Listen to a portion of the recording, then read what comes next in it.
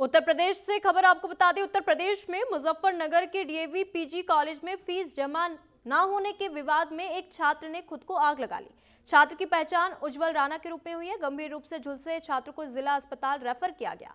पीड़िता छात्र का कहना है कि जब वो फीस जमा करने से संबंधित एक आवेदन पत्र को लेकर प्रिंसिपल कार्यालय गए, तब प्रिंसिपल ने उसे गाली दी और पीटीआई यानी कि शारीरिक शिक्षा प्रशिक्षक ने उसके बाल पकड़कर बुरी तरह पीटा। वहीं छात्र का आरोप है कि कॉलेज प्रशासन फीस को लेकर छात्रों को लगातार प्रताड़ित कर रहा है। छात्र ने बताया कि प्रिंसिपल ने कथित तौर पर कहा, मेरी तरफ से कोई मरो या जियो, मैंने धर्मशाला नहीं खोल रखी। इसके बाद छात्र ने पेट्रोल छिड़ककर खुद को आग लगा ली। घटना के बाद छात्रों ने प्रदर्शन किया। प्रिंसिपल और पीटीआई के खिलाफ कड़ी कार्रवाई और गिरफ्तारी की मांग की है। छात्रों का पुलिस पर भी आरोप है। छात्रों के मुताबिक मौके पर कुछ पुलिसकर्मी भी मौजूद थे, लेकिन उन्होंने कोई मदद या कार्रवाई नहीं की।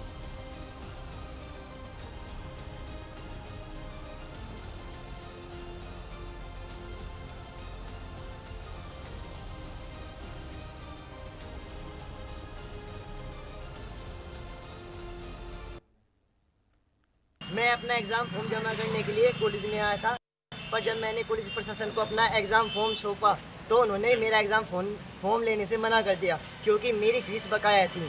मैंने रिक्वेस्ट की प्रिंसिपल ऑफिस में जाकर, क्लर्क को जाकर मैंने कहा कि सर, मैं कुछ समय बाद अपनी फ़ीस जमा कर दूंगा, कृपया आप करके मेरा एग्ज़ाम फॉर्म दे दीजिए। पर उन्होंने साफ इनकार कर दिया, क्योंकि उनका मानना यह था कि यदि तुम्हारे पास पैसे नहीं है तो तुम्हें पढ़ने का कोई अधिकार नहीं है।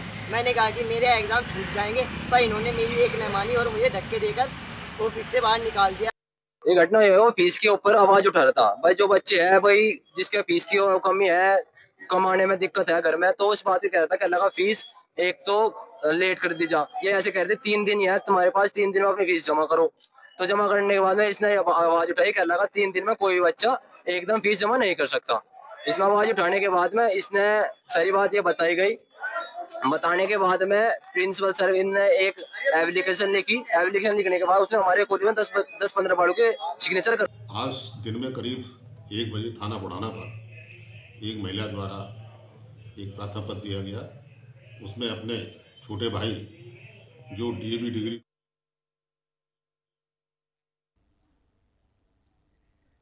तो देखिए, ये तस्वीर भी सामने आई है। उत्तर प्रदेश के मुजफ्फरपुर का ये पूरा मामला बताते, जहां पे छात्रा ने फीस नहीं जमा की तो यहाँ पे प्रिंसिपल की क्रूरता देखने को मिली। छात्र ने खुद को आग के हवाले किया और हालांकि छात्र को जिला अस्पताल रेफर किया गया। और यहाँ पे पुलिस प्रशासन के ऊपर भी बड़ा आरोप लगा है, क्योंकि पुलिस मौके पर मौजूद थी, लेकिन पुलिस ने मदद नहीं की।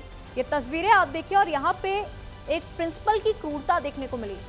प्रिंसिपल ने यहाँ पे साफ कहा कि अगर तुम्हारे पास पैसे नहीं है तो तुम्हें पढ़ने का कोई अधिकार नहीं है, तुम मरो या जियो, मुझे कोई फर्क नहीं पड़ता।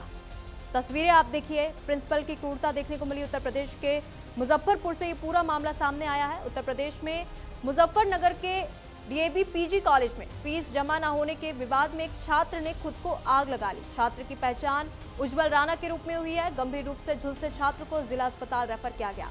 पीड़ित छात्रा का यहाँ पे कहना है कि जब वो फीस जमा करने से संबंधित एक आवेदन पत्र को लेकर प्रिंसिपल के ऑफिस पहुंचा, तब प्रिंसिपल ने उससे अभद्र भाषा का प्रयोग किया और पीटीआई यानी कि शारीरिक शिक्षा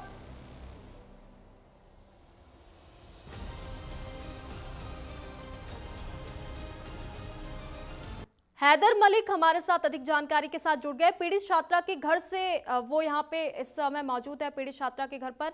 हैदर मलिक, ये पूरा मामला बताइए, क्योंकि ये पूरा मामला सामने आया, यहाँ पे प्रिंसिपल की क्रूरता जो है देखने को मिली है।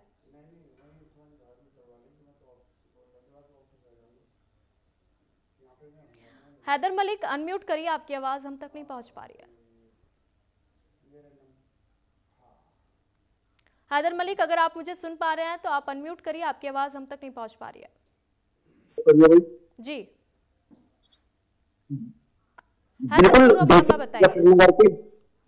मुझे फननगर के बुढ़ाना क्षेत्र का ये पूरा मामला है, जहां पर एक जो छात्र हैं, जो उज्जवल राणा थे, वो एक छात्र थे और वो छात्र की जो आंदोलन की जो है वो लड़ाई लड़ते थे, यानी कि जो गलत होता था उसकी वो आवाज उठाते थे, जिसको लेकर छात्र ने कॉलेज के खिलाफ, प्रशासन के खिलाफ, गलत करने वालों के खिलाफ आवाज उठाई, जिसका खामियाजा उसने भुगतना पड़ा।